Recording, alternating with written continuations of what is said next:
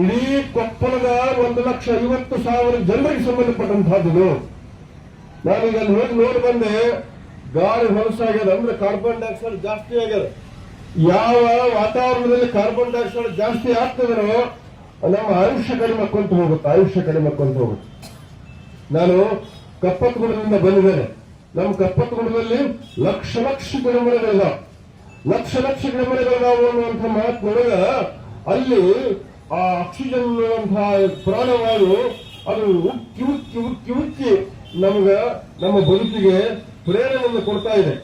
ಹಾಗಾಗಿ ಬದುಕಲಿಕ್ಕೆ ಬರೀ ದುಡ್ಡಲ್ಲ, ಬದುಕಲಿಕ್ಕೆ ಸಂಪತ್ತು ಒಂದೇ ಅಲ್ಲ ನಮ್ಮ ಕಾರಣ. ಬದುಕಲಿಕ್ಕೆ ಶುದ್ಧ ಹವೆ, ಸ್ವಚ್ಛ ಗಾಳಿ, ಜೊತೆಗೆ ಕುಡಿಯುವ ಶುದ್ಧ ನೀರು, ಇವು ತುಂಬಾ ಅಗತ್ಯವಾಗಿರುವಂತಹ ಸಂಗತಿಗಳು.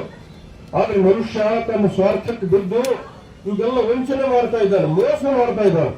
ಆ ಶುದ್ಧ ಗಾಳಿಗೆ ನಾವು ಮೋಸ ಮಾಡ್ತಾ ಇದ್ದೀವಿ, ಶುದ್ಧ ನೀರಿಗೆ ನಾವು ಮೋಸ ಮಾಡ್ತಾ ಇದ್ದೀವಿ.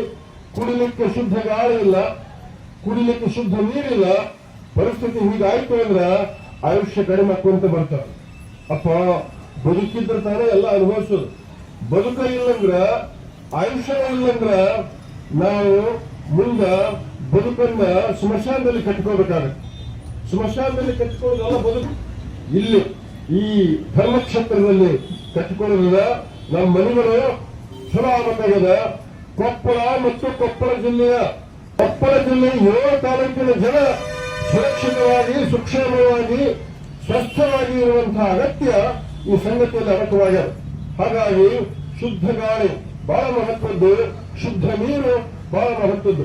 ಸುಮ್ಮನೆ ಈ ರಸ್ತೆದಾಗ ಅಡ್ಡಾಡ್ಬಿಟ್ರೆ ಸಾಕು, ನಮ್ಮ ಮೂಗು ಹೊಗಿಕೊಳ್ಳಾಗಂಗಾಗ್ತವೆ.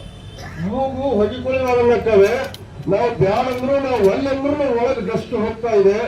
ಅದು ಶ್ವಾಸಕೋಶದ ಮೇಲೆ ಕೆಟ್ಟ ಪರಿಣಾಮ ಬೀರುತ್ತದೆ. ನಾಳೆ ಕ್ಯಾನ್ಸರ್ ಅನ್ನುವಂಥ ರೋಗ ಖಂಡಿತ ಬರ್ತದೆ.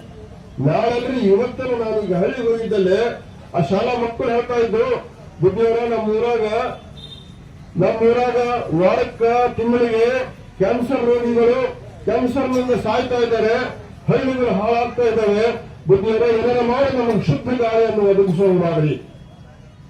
ಇದಕ್ಕೆ ಒಂದೇ ದಾರಿ, ಕೊಪ್ಪಳದ ಜನ ಜಾಗೃತರಾಗಬೇಕು, ಕೊಪ್ಪಳದ ಜನ ಎಚ್ಚರಾಗಬೇಕು, ಕೊಪ್ಪಳ ಸುತ್ತಮುತ್ತಲ ಹಸಿರು ವಾತಾವರಣ ನಿರ್ಮಾಣ ಆಗಬೇಕು. ಅದು ಗಿಡಮರಗಳನ್ನು ಹಚ್ಚಬೇಕು.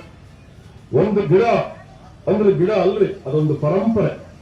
ಒಂದು ಬೀಜ ಅಂದ್ರೆ ಅದು ಬೀಜ ಅಲ್ಲ, ಅದೊಂದು ಭವಿಷ್ಯ. ಒಂದು ಮನೆ ಮುಂದೆ ಒಂದು ಗಿಡ ಇತ್ತಂದ್ರೆ ಚಂದ ಕಾಣಿಸ್ತಾವ್ರಿ, ಒಂದು ಗಿಡ ಇತ್ತಂದ್ರೆ ಚಂದ ಕಾಣಿಸ್ತಾರ. ಪಾಶ್ಚಿಮಾತ್ಯ ಕವಿ ಜಾಯ್ಸ್ ಕಿಲ್ಮರ್ ಅನ್ನುವಂತಹ ಪಾಶ್ಚಿಮಾತ್ಯ ಕವಿ ಇಂಗ್ಲಿಷ್ ಮೇಲೆ ಒಂದು ಕವನ ಬರೆದ, the tree, it's heading is the tree. The tree ಎನ್ನುವಂತಹ ಆ ಕವನವನ್ನ BM ಶ್ರೀಕಂಠಯ್ಯನವರು ಕನ್ನಡ ಅನುವಾದ ಮಾಡಿದ್ದಾರೆ, ವೃಕ್ಷ ವಾತ್ಸಲ್ಯ ಅನ್ನುವಂಥ ಹೆಸರಿನಲ್ಲಿ. ಆ ಕವನವನ್ನು ಕೊಪ್ಪಳದವರು ಕೇಳಬೇಕು. ಓ ವೃಕ್ಷವೇ ಅದೇನು ನಿನ್ನ ಲೀಲೆ, ಓ ವೃಕ್ಷವೇ ಅದೇನು ನಿನ್ನ ಲೀಲೆ, ನಿನಗಿಂತ ಶ್ರೇಷ್ಠ ಕವಿತೆ ಇದೆಯೇ ಈ ಭೂಮಿಯ ಮೇಲೆ.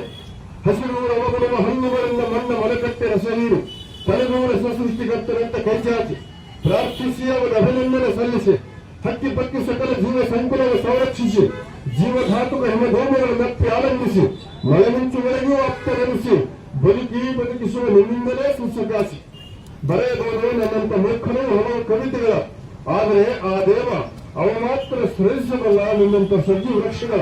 ಓ ವೃಕ್ಷವೇ ಅದೇನು ನಿನ್ನ ಲೀಲೆ, ನಿನಗಿಂತ ಶ್ರೇಷ್ಠ ಕವಿತೆ ಇದೆಯೇ ಈ ಭೂಮಿಯ ಮೇಲೆ. ಒಂದು ಗಿಡ ನೋಡಿ, ಅಲ್ಲೇ ಬೇವಿನ ಗಿಡ, ಆ ನಂತರ ಬೇರೆ ಬೇರೆ ಕಾಡು ಬದಾಮಿ ಎಲ್ಲ ಗಿಡ ಇದಾವೆ. ಒಂದು ಗಿಡ ನೋಡಿದ್ರೆ ಅಷ್ಟು ಖುಷಿ ಅನಿಸ್ತದೆ, ಒಂದು ಕೂಸು ನೋಡಿದ್ರೆ ಅಷ್ಟು ಖುಷಿ ಅನಿಸ್ತದೆ. ಆ ಕೂಸಿನಲ್ಲಿ ನೀರು ಅನ್ನುವಂಥದ್ದು ಇರಲಿಲ್ಲ.